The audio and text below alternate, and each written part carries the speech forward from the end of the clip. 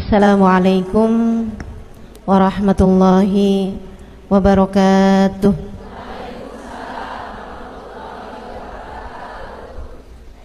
Alhamdulillah, wassalatu wassalamu ala Rasulillah Muhammad ibn Abdillah wa ala alihi wa sahbihi wa man wala.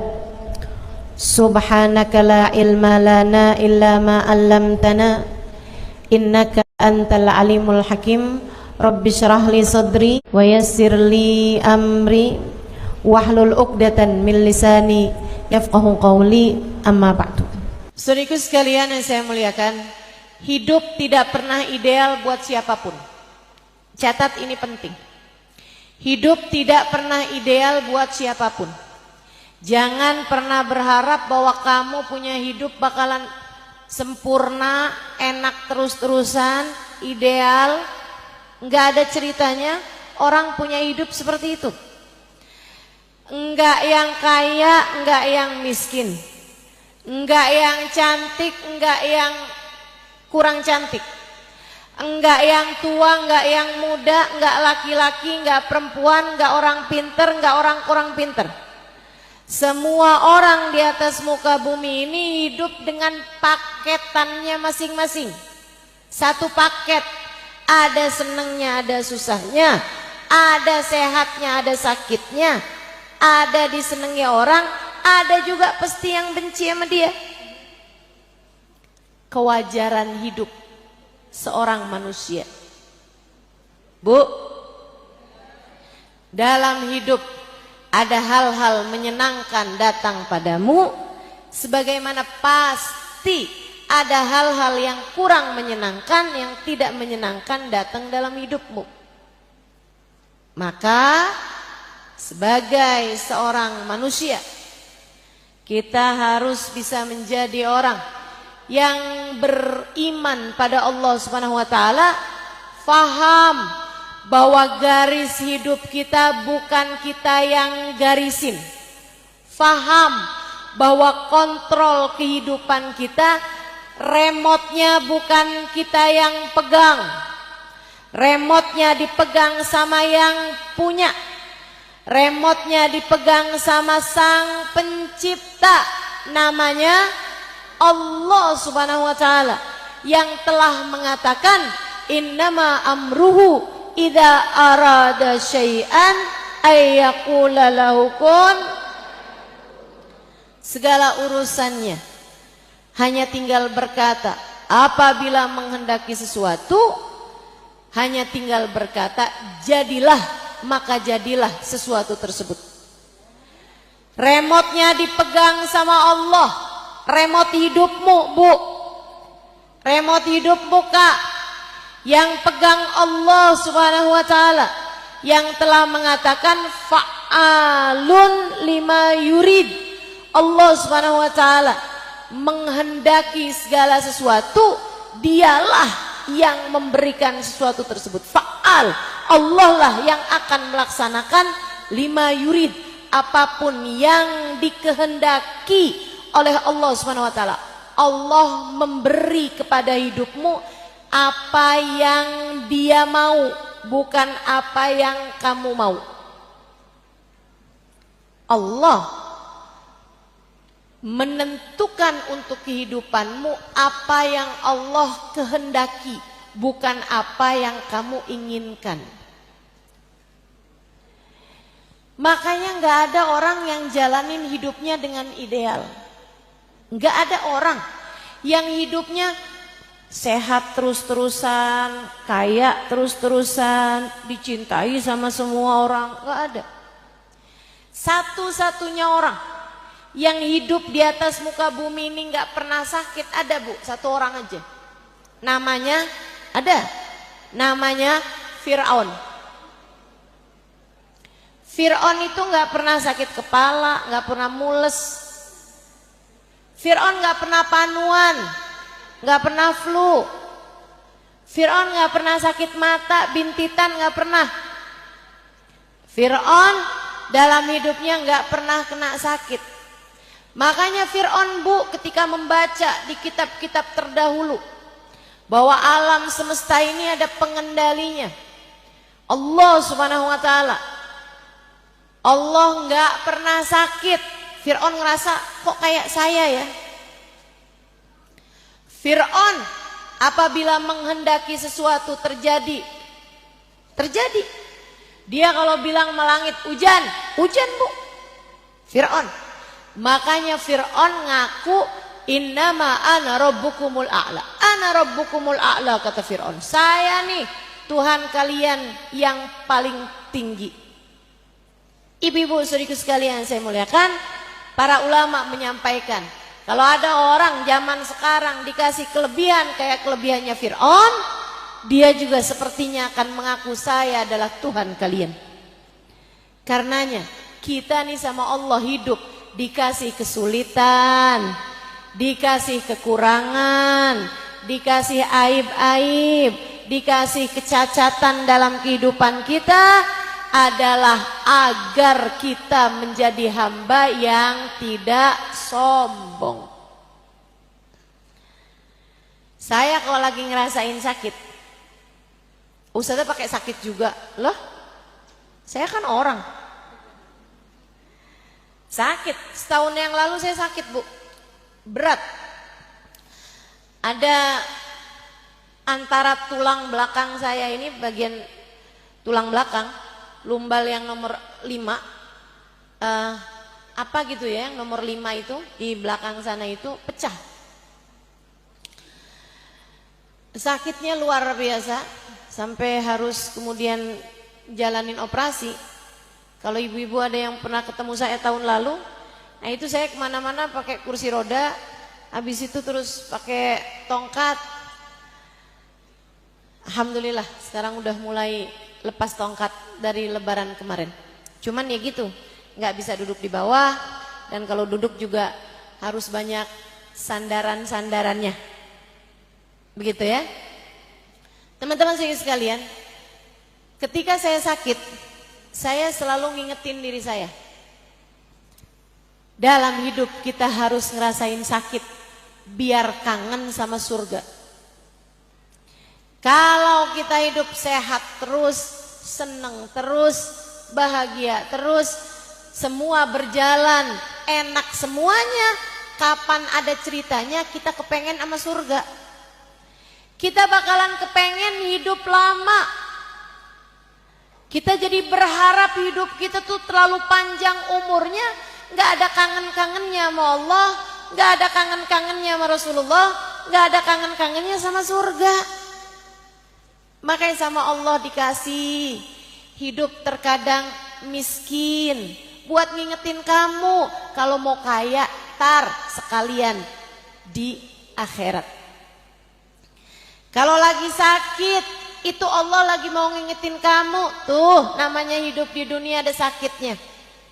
Kalau kamu kepengen badan kamu enak terus, sehat terus, tar di akhirat.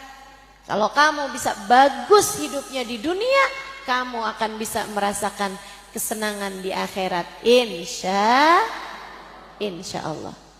Jadi nggak apa-apa, ya, nggak apa-apa. Dalam hidupmu datang kesusahan, dalam hidupmu datang sakit, dalam hidupmu datang kesulitan, dalam hidupmu ada yang gak seneng sama kamu, itu gak apa-apa. Gak apa-apa. Hal yang harus kamu lakukan adalah belajarlah buat bisa berdamai dengan takdirnya Allah, sepahit apapun takdir tersebut kamu rasakan. Insya Allah, kalau kamu bisa menjalani setiap takdir yang datang dalam kehidupanmu dengan cara yang terbaik, maka wal aqibatu lil muttaqin. Allah bercerita dalam Al-Quran, akhir yang baik, happy ending, akhir yang bagus akan Allah persembahkan buat hamba-hambanya yang selalu memilih jalan takwa, buat hamba-hambanya yang baik-baik, buat hamba-hambanya yang soleh-solehah. Allah Subhanahu wa taala akan jadikan akhir kehidupannya menjadi indah. Jadi dalam kehidupanmu nggak apa-apa ada hal-hal yang nggak enak. Mungkin nih diantara yang hadir, saya yakin pasti ada yang saat ini sedang berada dalam titik rendah kehidupan. Ada yang lagi sakit. Ustazah, saya lagi diuji berat sekali Ustazah. Apa itu? Suami saya buka cabang. Oke. Ustazah, saya sedang diuji berat sekali Ustazah. Apa itu? Anak saya sedang dikasih sakit Ustazah. Sakit yang sangat parah. Ujian kehidupan. Ujian. Ustazah, ujian saya sedang berat sekarang ini Ustazah. Apa itu? Saya baru meninggal ibu saya. Iya, itu berat. Itu berat. Suami saya meninggal Ustazah. Anak saya meninggal Ustazah. Bukannya pantasnya ibu sama anak duluan meninggal ibu ya Ustazah. Ya itu. Teman-teman, hidup itu gak sesuai dengan pantas-pantasnya kita. Semuanya berjalan bukan dengan kehendak kita. Semuanya berjalan dengan kehendak Allah. Maka yuk belajar biar bisa jadi orang yang mampu hidup dengan damai, menjalani setiap episode yang datang dalam kehidupan kita. Tiap waktu yang datang dalam kehidupan kita di atas muka bumi ini dengan cara yang terbaiknya. Menjadi hamba-hamba Allah yang bertakwa, menjadi hamba-hamba Allah yang solehah, biar kita bisa dikasih akhir kehidupan yang indah. Insya Allah. Berdamai dengan takdir. Gimana caranya Ustazah? Nih saya kasih beberapa tips.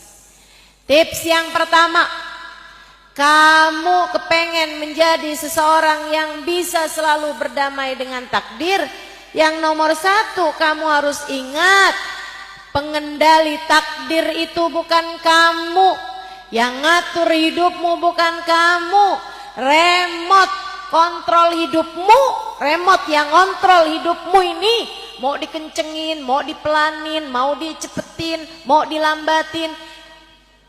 Remote hidup kamu, yang pegang bukan kamu, yang pegang adalah Allah SWT. Itu yang harus terus-terusan kamu ingat dalam kehidupan kamu. Saya minta kamu, Bu, Kak, Dek, Nak, umat Nabi Muhammad SAW, umat Islam, beriman kepada Allah, beriman kepada Rasulullah, ingat terus. Kamu ini bukan punya kamu. Hidup kamu bukan punya kamu. Jika hidup kamu aja bukan punya kamu, apalagi anakmu, apalagi suamimu, apalagi orang tuamu, apalagi hartamu. Enggak ada yang beneran punya kamu. Semua punyanya Allah. Ingat terus itu. Pesan saya, nomor satu. Kamu bukan punya kamu. Kamu punyanya Allah. Anak kamu bukan punya kamu. Anak kamu punyanya Allah SWT. Orang tua kamu bukan punyanya kamu.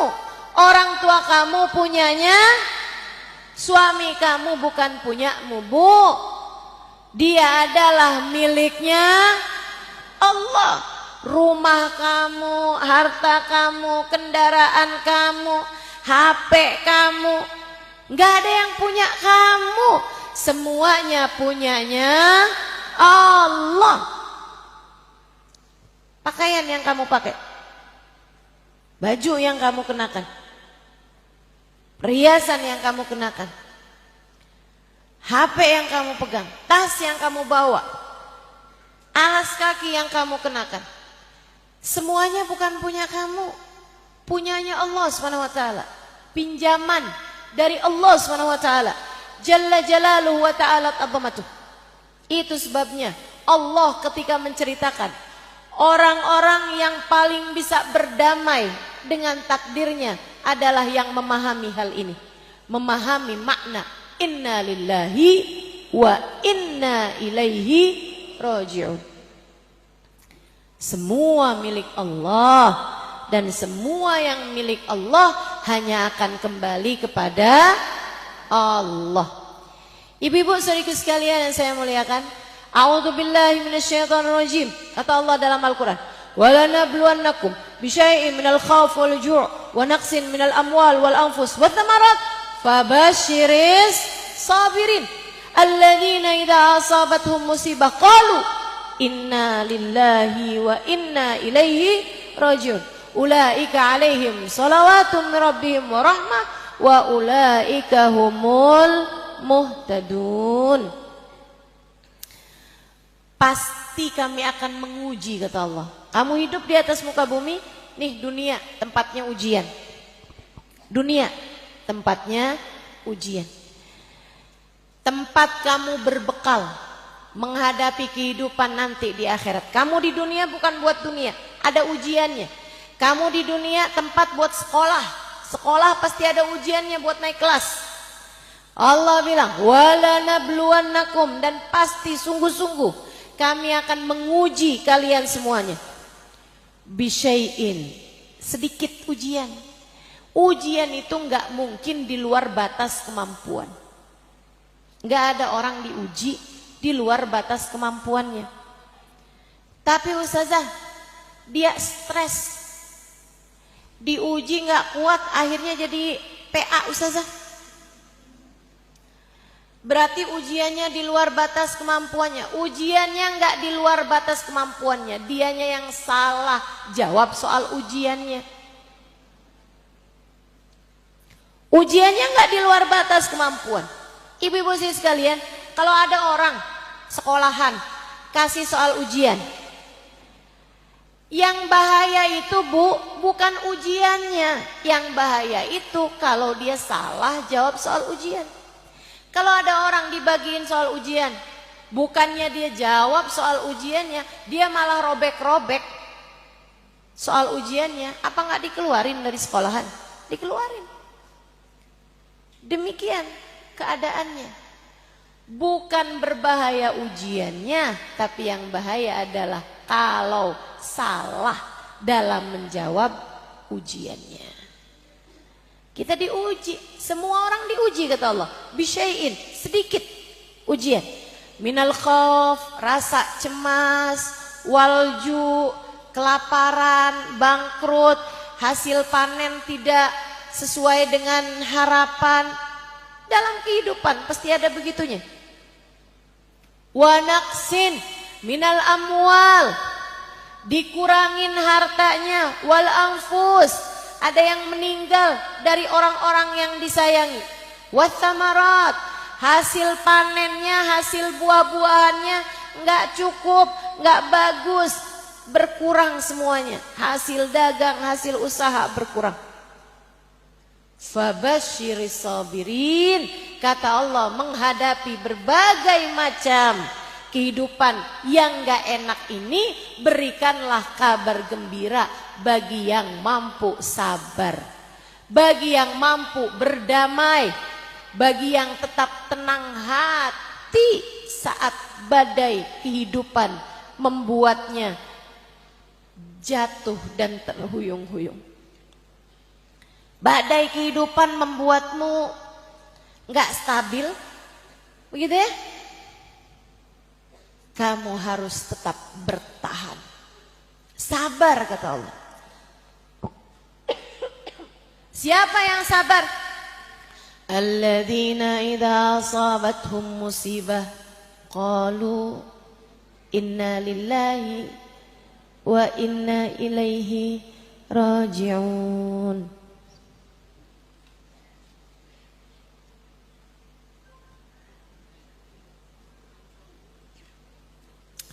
Yaitu orang-orang yang apabila diuji dia memahami sehingga dia mengatakan innalillah, semua punyanya Allah. Gak ada yang punyamu beneran, semua hanyalah punyanya Allah. Semua hanya titipan. Kamu tidak benar-benar memiliki, kamu hanya dititipi. Dan kalau urusan dititipi, belajarlah jadi kayak tukang parkir. Ibu pernah lihat tukang parkir Indomaret? Yang biasanya kalau kita markirin datang nggak ada, pas kita pulang baru kelihatan gitu. Belajar dari tukang parkir. Bu, tukang parkir tuh datang nih kendaraan, satu, mobil, motor, sepeda, sampai lahan parkirnya penuh. Dia nggak bangga. Dia nggak pernah bilang, liatin tuh, ada mobil, ada motor, ada bebek, ada sepeda, lengkap tuh, liatin. Dia nggak bangga, walaupun parkirannya penuh. Habisnya itu keluar satu demi satu, sampai kosong sekalipun dia nggak pernah sedih. Ada motor keluar, ya udah. Ada mobil keluar, ya udah. Lahan parkirnya penuh, dia nggak kesenengan. Lahan parkirnya kosong, dia nggak sedih. Dia nggak depresi, dia nggak stres. Kenapa gitu? Karena dia merasa semua kendaraan yang terparkir di sana bukan miliknya. Dia tidak pernah memiliki, dia hanya dititipi. Saudara sekalian saya muliakan, ada orang-orang di atas muka bumi ini yang kayak gitu. Punya banyak, nggak sombong. Ketika bangkrut, ketika lagi nggak punya, biasa-biasa aja. Ada suaminya pulang bawa duit banyak, alhamdulillah. Suaminya lagi nggak bawa uang, kemudian malah ngabisin sisa tabungan sampai jadi benar-benar tak bersisa, biasa aja juga. Ada yang begitu. Gak pernah sombong sama tetangga ketika dia bisa beli kendaraan baru. Gak sombong sama tetangga ketika dia bisa naikin bangunan, renovasi, bikin tingkat di rumahnya. Biasa aja. Saudara sekalian saya muliakan, kenapa? Karena dia tahu harta dunia bukanlah miliknya. Semuanya hanyalah titipan. Titipan, Bu, itu titipan. Titipan. Mau sombong gimana? Kamu orang cuman sekedar dititipi kok. Bahkan anakmu bukan milikmu. Apabila ia diambil kembali oleh pemiliknya, kamu hanya perlu berkata, inna lillahi wa inna ilaihi roji'un. Anakku milikmu ya Allah, dan hanya kepadamulah ia kembali. Ya Allah, kalau anak saya ada sama saya akan bikinkan makanan, saya akan layani anak saya sebisa saya berusaha buat nyenengin anak saya ya Allah. Tapi sekarang anak saya Engkau ambil kembali di sisimu, saya hanya minta padamu ya Allah, tolong jamulah anak saya di sisimu dengan seindah-indah jamuan. Tolong layani anak saya ya Allah dengan seindah-indah pelayanan. Gitu caranya. Saat suami kamu diambil di sisi Allah SWT, kamu hanya perlu bilang, inna lillahi wa inna ilaihi roji'un. Ya Allah, ketika saya masih menjadi istrinya, Saya akan berusaha untuk melayaninya sekemampuan saya ya Allah. Saya masakkan buat dia, saya cucikan bajunya, saya buatkan kopinya. Ya Allah, sekarang ia telah Engkau ambil kembali di sisimu ya Allah. Tolong jamulah dia dengan seindah-indah jamuan di sisimu ya Allah. Lepasin, lepasin, karena bukan punyamu. Tolong jangan foto video saya ya. Boleh begitu? Kalau ada yang tetap bandel-bandel tolong tegur sebelahnya. Ibu-ibu sekalian saya muliakan. Dah, kita lanjutin lagi. Nomor 1, cara biar berdamai dengan takdir, ingetin diri. Bukan kamu pemiliknya. Kita semuanya punyanya Allah. Yang kedua, kamu kalau kepengen bisa lebih berdamai dengan takdir sepahit apapun, kamu harus menjadi seseorang yang mengerjakan apa yang Allah mau. Biar kamu dalam kehidupan dikasih yang paling enak, yang paling seneng.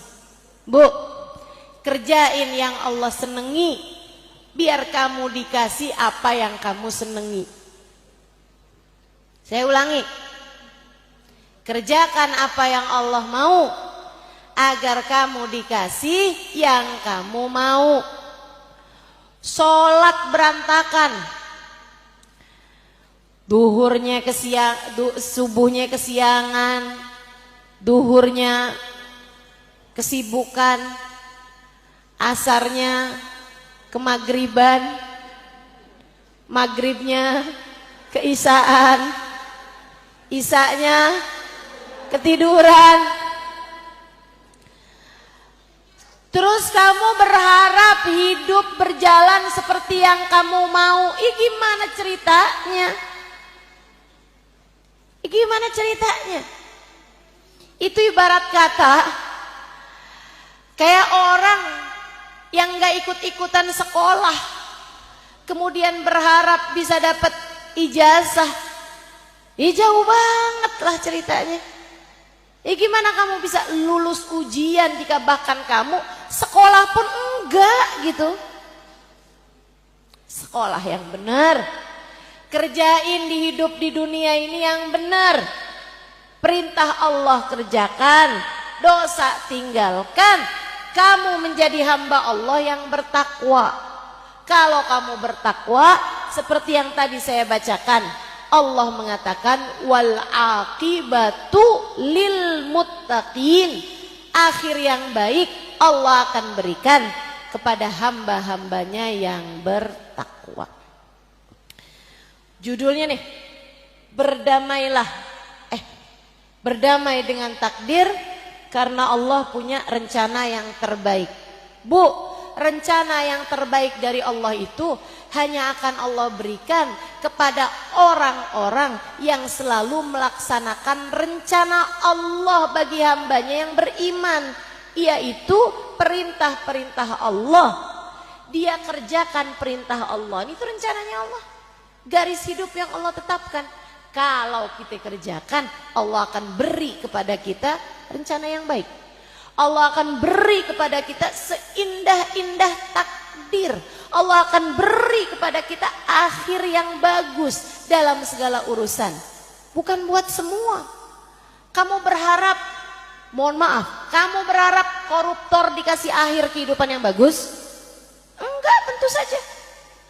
Kamu berharap orang-orang yang jahat-jahat di atas muka bumi ini mau dikasih akhir kehidupan yang bagus? Mau dikasih happy ending? Mau dikasih rencana Allah yang indah? Ya enggak lah Bu. Tentu saja akhir yang baik, kehidupan yang indah hanya akan Allah berikan kepada hambanya yang bertakwa. Jadi kamu kalau kepengen berhasil melampaui semua ujian dengan cara yang terbaik, hingga akhirnya Allah berikan kepadamu kehidupan yang indah, hingga akhirnya akhir kehidupanmu dikaruniai kehidupan, akhir kehidupan yang indah, kamu harus menjadi hamba Allah yang bertakwa. Tinggalkan dosa, kerjakan semua perintah Allah Ta'ala. Sholatmu jagain yang bagus. Duhur, asar, maghrib, isya, subuh, pentingin. Jangan hanya gara-gara kondangan, sholatnya juga ikut kondangan. Jangan hanya gara-gara jalan-jalan, sholatnya juga jadi ikutan jalan. Jangan hanya gara-gara sibuk urusan belanja, sholatnya kemudian jadi ketinggalan. Enggak gitu caranya jalanin hidup, Bu. Enggak gitu caranya jalanin hidup. Pentingin Allah, Allah akan mementingkanmu. Jelas? Jelas? Ibu-ibu yang di luar jelas? Pentingin Allah, maka Allah akan mementingkanmu. Utamakan Allah, maka Allah akan memuliakanmu. Bagaimana kamu berharap Allah akan mengutamakanmu, memuliakanmu, jika bahkan kamu tidak melaksanakan perintah Allah dalam hidupmu?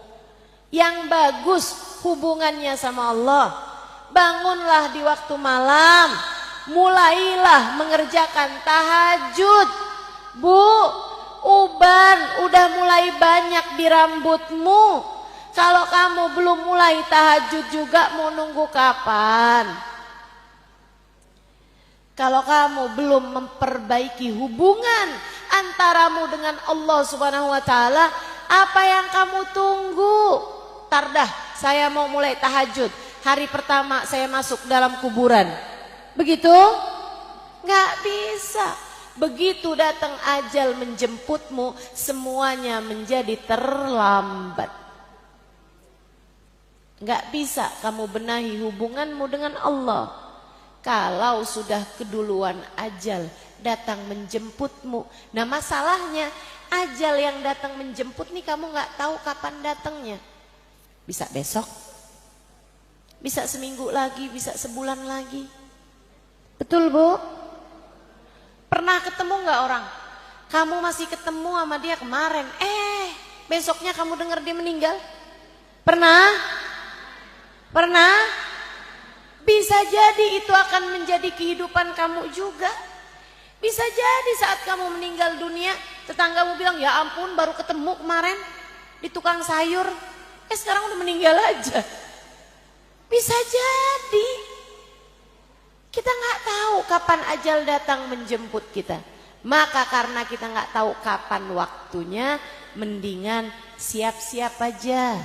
Benerin hidup kamu, bagusin hidup kamu, sholatmu bagusin, ibadahmu bagusin, hubungan sama orang-orang bagusin, berbuat baik sama siapapun. Nah insya Allah, Allah akan selalu memberikan kepadamu kehidupan yang indah, rencana yang indah.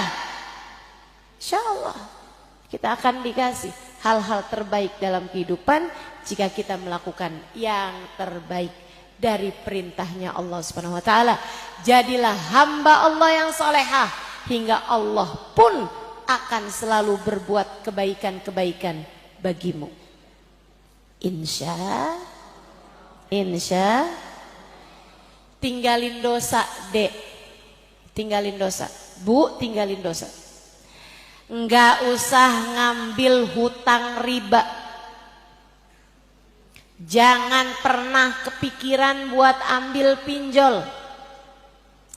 Jangan pernah tertarik sama ngambil hutang-hutang. Ibu-ibu sekalian, dengerin omongan saya. Sesedikit apapun rezeki yang Allah bagi kepadamu cukup untuk membiayai hidupmu. Namun sebanyak apapun rezeki yang Allah kasih, nggak bakalan cukup untuk membiayai gaya hidupmu.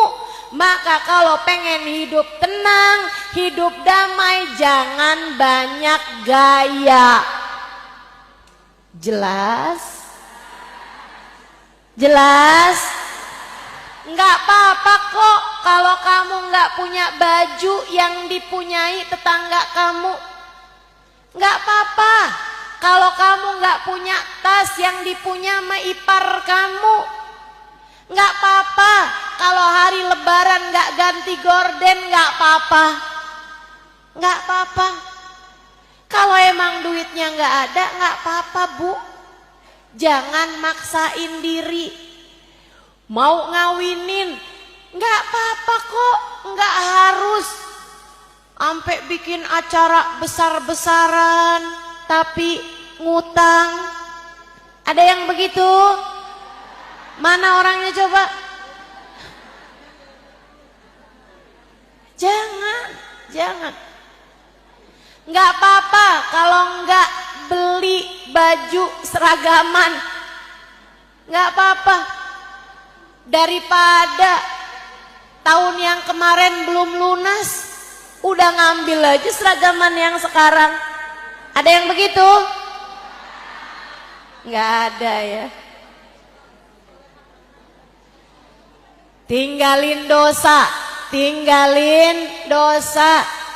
Hutang riba itu dosa ibu-ibu. Hutang yang pakai ada bunganya itu riba jatuhnya. Dan itu hukumnya adalah dosa. Haram ibu-ibu sekalian. Jangan. Udah nggak apa-apa. Yang terima sama keputusan Allah, biar Allah pun memberi kepada kita apa yang kita inginkan, apa yang kita harapkan, apa yang kita idam-idamkan. Semuanya bakal Allah kasih kalau kitanya meninggalkan dosa demi dosa. Jadi satu tadi apa? Percaya bahwa Allah Subhanahu wa ta'ala lah yang menentukan segala sesuatu. Kita punyanya Allah. Itu tuh kalau kamu kepengen jadi seseorang yang bisa berdamai dengan takdir, itu harus kamu ingatkan terus. Kita punyanya Allah. Yang keduanya, kerjakan takwa, yaitu dengan meninggalkan dosa dan melaksanakan perintah Allah Ta'ala. Yang ketiganya, belajar buat nerima takdirnya Allah Subhanahu wa ta'ala dengan lapang dada. Kamu nggak cukup mengerti apa yang terbaik buat hidupmu, tapi Allah tahu. Bu, Allah tahu penyakit kamu apa, penyakit hati kamu nih, Allah tahu. Kamu punya kesombongan, kamu punya iri, dengki, kamu suka pamer urusan dunia, Allah tahu, Allah ngerti. Cinta kamu terhadap harta dunia terlalu banyak, Allah ngerti. Cinta kamu terhadap manusia, Allah ngerti. Allah mau menyehatkan imanmu, Allah mau memperbaiki hidupmu. Karenanya Allah beri kepadamu ujian-ujian untuk bisa menaikkan derajat kamu. Allah yang tahu. Maka terima terhadap ujian-ujian yang datang dalam kehidupan. Hatimu yang qanaah, hatimu yang ridho. Man radiya falahur ridho, wa man sakhita falahus sukhut. Siapa yang selalu ridho dengan keputusan Allah, Allah pun bakal ridho sama dia. Siapa yang marah, protes sama takdir-takdirnya Allah, Allah pun benci kepada orang tersebut. Jangan mau jadi orang yang dibenci sama Allah. Kamu gak bakalan kuat. Jangan ehel-ehelan sama takdirnya Allah. Kamu gak bakalan kuat. Diterima aja takdirnya Allah dengan lapang dada. Maka insya Allah keadaan kamu akan jadi tenang, damai, dan kamu akan melewati semua ujian dengan cara yang terbaik. Bu, Dek, Allah itu Ibarat dokter paling hebat. Kamu sakit, kamu datang pada dokter. Dokternya nih yang tahu. Oh, kamu lagi sakit nih, perlu pil pahit. Kamu pun dikasih resep pil pahit, diminum 3 kali 1. Kerjain. Dalam hidup kita ini terkadang ada pil-pil pahit yang harus kita telan. Enggak apa-apa, enggak bahaya. Besok-besok nanti kalau saat kamu mendapatkan ujian, kamu hanya perlu mengingatkan diri kamu, nih dia nih pil pahit yang Ustazah Halimah waktu itu bilang. Enggak apa-apa, telan aja. Yang ridho dengan keputusan Allah. Insya Allah kamu telan, bikin kamu jadi sehat. Pil-pil pahit kehidupan. Bu, kamu datang ke dokter, dokternya bilang, wah ini nggak cukup pil pahit nih, penyakitnya udah agak berat. Kalau yang ini harus disuntik. Sakit, luar biasa, suntik. Tapi siapa di antara kita yang marah-marah sama dokter? Dokter nih punya masalah apa sama saya, dok? Kok dokter bisa nyakitin saya kayak begini? Dokter kok nyuntik saya sakit kayak gini nih? Ada masalah apa dokter sama saya? Nggak ada kita kayak begitu. Kita akan bilang sama dokternya, makasih ya dok ya, malah kita bayar tuh dokter. Betul? Ibu-ibu saudariku sekalian yang saya muliakan, Allah begitu dalam kehidupan kita. Terkadang Bu, penyakit kita dalam hidup ini agak cukup berat, sehingga Allah perlu menyakiti kita. Dikasih sakit, dikasih sulit, dikasih miskin, ada orang meninggal dunia yang kita sayangi, ada orang benci sama kita, kita kemudian diperlakukan gak baik sama orang, kita dijahatin orang. Itu dia suntikan menyakitkan dalam kehidupan kita. Jangan kemudian kita marah-marah, ya Allah dosa apa saya kepadamu ya Allah, sampai engkau menyakiti saya seperti ini, sampai datang takdir pahit kayak begini, dosa apa saya ya Allah. Jangan begitu, dosamu banyak. Dosamu banyak. Jangan nanya sama Allah, kenapa harus saya ya Allah? Allah bisa bilang, lah kenapa enggak? Kita hambanya yang ridho sama keputusan Allah. Yang ridho, yang tenang hati. Makasih ya Allah atas apapun yang kau berikan dalam kehidupan saya. Nabi kayak begitu Bu. Nih manusia indah yang kita rayakan maulidnya pada bulan-bulan ini. Ibu-ibu sekalian, dikasih apapun sama Allah, beliau selalu ridho. Kalau dikasih yang enak-enak, Nabi Muhammad bilang alhamdulillah, alhamdulillah. Makasih ya Allah. Alhamdulillahilladzi at'amani wa saqani min ghairi haulin minni wala quwwah. Kata Nabi Muhammad. Kalau habis makan, habis minum, Nabi Muhammad bilang, makasih ya Allah udah dikasih makan saya. Makasih ya Allah udah dikasih minum saya. Padahal saya nggak ada usaha apa-apa. Makasih ya Allah, semuanya adalah darimu. Cakep. Senang Allah punya umat, punya hamba, punya manusia yang beliau ciptakan. Terima kasih mulu tuh Nabi Muhammad sallallahu alaihi wasallam. Allah senang sama Nabi Muhammad kayak gitu modelannya. Dikasih makan, makasih, kasih minum, makasih. Bangun dari tidur, alhamdulillahilladzi ahyani ba'dama amatani wa ilaihin nusyur. Kata Nabi Muhammad gitu. Makasih Allah udah dibangunin lagi ya Allah, makasih. Padahal tadi saya habis tidur nggak sadar apa-apa, kayak orang mati. Makasih ya Allah, makasih. Makasih. Nabi Muhammad kayak gitu Bu. Makasih mulu Nabi Muhammad itu. Selalu berucap terima kasih. Bahkan dikasih sakit, dikasih sulit, Nabi Muhammad bilangnya alhamdulillah ala kulli hal. Lagi sakit nih, alhamdulillah ala kulli hal. Listrik mati, padam cahaya di rumah Nabi Muhammad, alhamdulillah ala kulli hal. Makasih ya Allah atas keadaan apapun yang kau berikan. Makasih mulu Nabi Muhammad sallallahu alaihi wasallam. Selalu ridho dengan apapun yang menjadi keputusan Allah Subhanahu wa taala. Selalu berdamai dengan takdir. Karenanya Allah pun ridho kepada Nabi Muhammad karena selalu menerima dan ridho dengan takdirnya Allah. Ibu-ibu sekalian saya muliakan, resep terakhir, tips terakhir dari saya untukmu. Satu tadi, selalu ingat bahwa yang menguji kita adalah Allah. Kita semuanya miliknya Allah SWT. Yang kedua, jadi hamba Allah SWT yang bertakwa. Tinggalkan dosa, kerjakan taat kepada Allah SWT. Kerjakan ibadah-ibadahmu yang jadi perintah-perintah Allah SWT. Yang ketiga tadi, selalu terima dengan takdirnya Allah, yang ridho hati dengan keputusan Allah SWT. Kamu nggak tahu yang terbaik, Allah tahu yang terbaik. Allah tahu yang terbaik. Terkadang Bu, penyakit kita nih nggak cukup disuntik, nggak cukup dikasih pil pahit. Terkadang ada penyakit kita yang harus dioperasi. Nggak apa-apa, jalanin. Berat banget kan itu, nggak apa-apa, jalanin. Ibu-ibu sekalian, jalanin.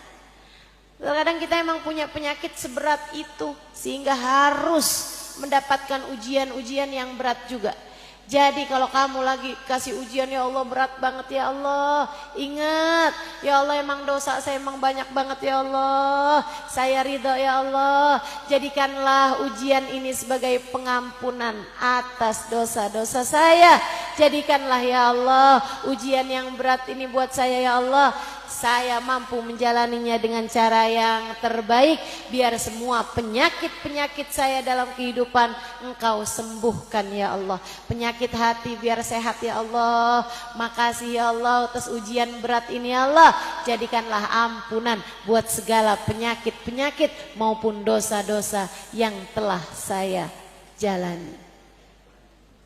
Terakhir, tips terakhir dari saya ibu-ibu sekalian, deketi Nabi Muhammad. Kamu pengen jadi orang yang bisa melewati kehidupan dengan cara yang terbaik, Allah kasih kehidupan yang baik untukmu, kematian yang baik untukmu, berdamai dengan takdirmu, deketi Nabi Muhammad.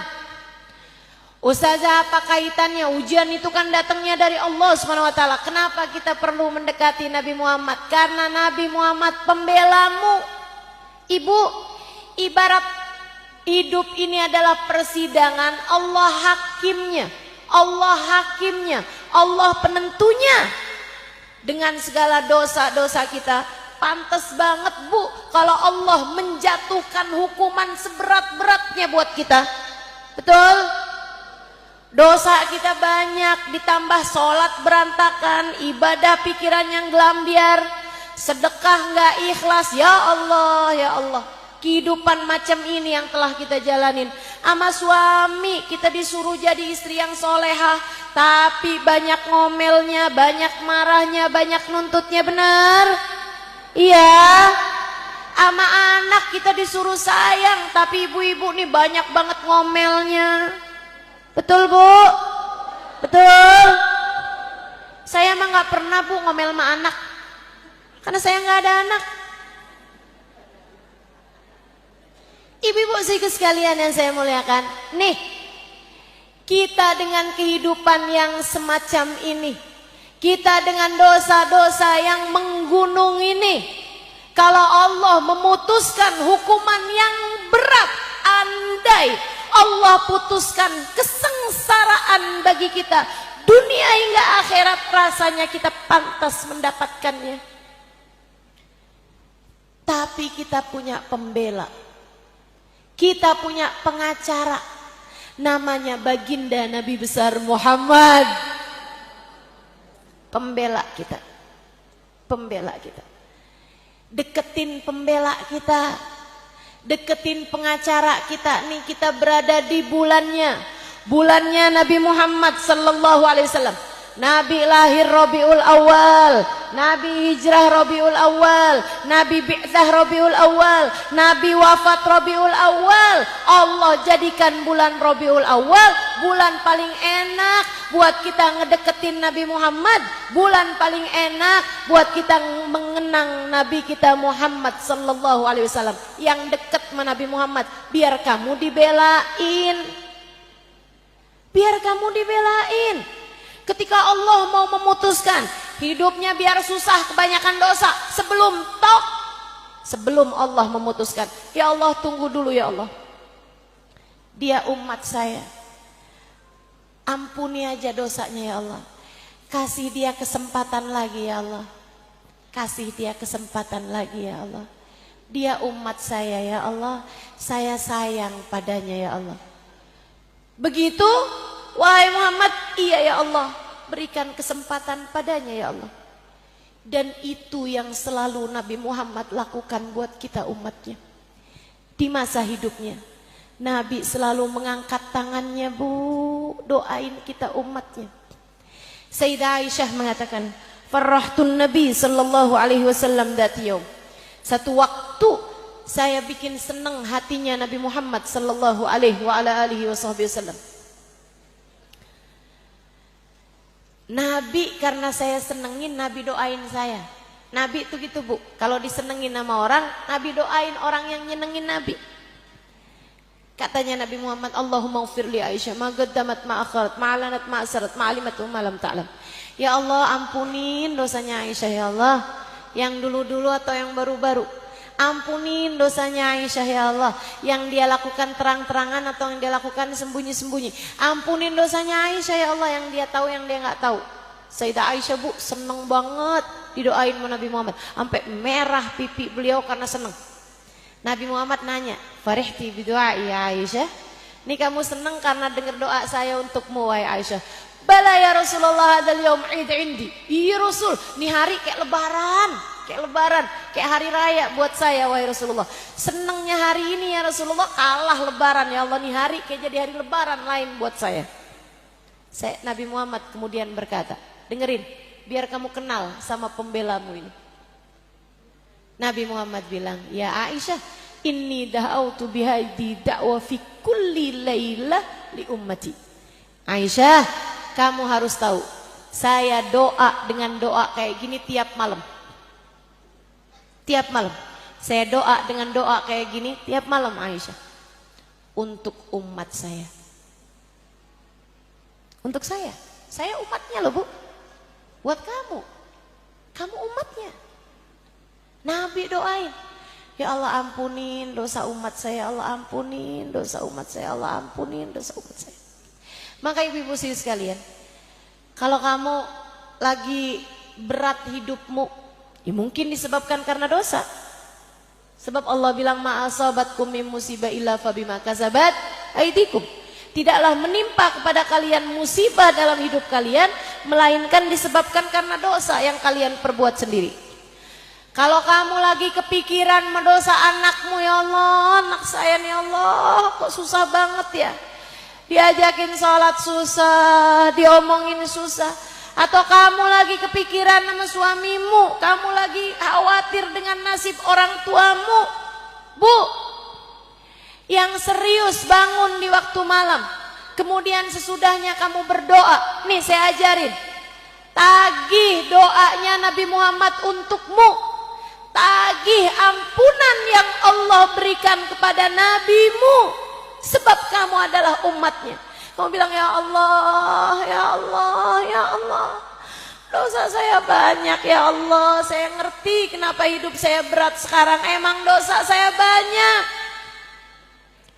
Ya Allah, dosa anak saya ya Allah, saya mengkhawatirkan nasibnya. Ya Allah, orang tua saya ya Allah, saya mengkhawatirkan nasib mereka. Atau kamu lagi kepikiran sama suami kamu doain, ya Allah, kesian suami saya ya Allah, tenggelam dengan dosanya. Ya Allah, saya minta kepadamu, kasih kepada kami ampunan yang telah dimintakan oleh Nabi Muhammad untuk kami umatnya. Tagih. Sebab ampunan yang Allah berikan kepada Nabi Muhammad luar biasa besarnya, sampai bikin Nabi Muhammad ketika mendapatkan ampunan tersebut sujud syukur. Ayah Firosyah Allah turunkan kepada Nabi Muhammad sallallahu alaihi wasallam di atas pembaringan Sayyidah Aisyah. Sayyidah Aisyah meriwayatkan Nabi Muhammad bangun dari tidurnya, senyum lebar banget, sujud syukur. Habis selesai itu Sayyidah Aisyah tanya, Rasul bangun tidur seneng banget sampai sujud syukur, sampai senyum lebar banget gitu. Kenapa wahai Rasulullah? Nabi Muhammad bilang, ya Aisyah, qad anzalallahu ilayya ayah wa ana ala firashi. Tadi waktu saya tempat tidur tadi itu saya tidur, Allah turunkan kepada saya ayat Al-Quran, khairun minad dunya wa ma fiha, lebih saya senangi daripada saya dikasih dunia seisinya. Apa ayatnya yang sampai bikin Nabi Muhammad sujud syukur ketika turun ayat tersebut? Apa ayatnya yang kata Nabi Muhammad lebih Nabi Muhammad sukai daripada dunia dan seisinya? Adalah firman Allah Subhanahu wa taala, a'udzubillahi minasyaitonir rajim. Inna fatahna laka fatham mubina liyaghfira lakallahu ma taqaddama min dzambika wa ma ta'akhkhar. Kami akan bukakan untukmu pembukaan yang sangat besar, Fathu Makkah. Liyaghfir lakallahu ma taqaddama min dzambika wa ma ta'akhkhar. Allah ampuni dosamu wahai Nabi Muhammad, yang lalu maupun yang akan datang. Bu, Nabi Muhammad ngerti, Nabi Muhammad faham, Nabi Muhammad ala haq yakin, ala haqqil yakin. Nabi Muhammad mengerti dengan benar, dengan jelas. Nabi Muhammad gak punya dosa. Sama halnya dengan nabi-nabi yang lain, gak ada nabi ngerjain dosa. Nabi maksum. Kalau ibu-ibu belajar tauhid, Nabi Muhammad maksum, gak punya dosa Nabi Muhammad itu. Tapi Nabi seseneng itu dapat ampunan. Nabi tahu kenapa?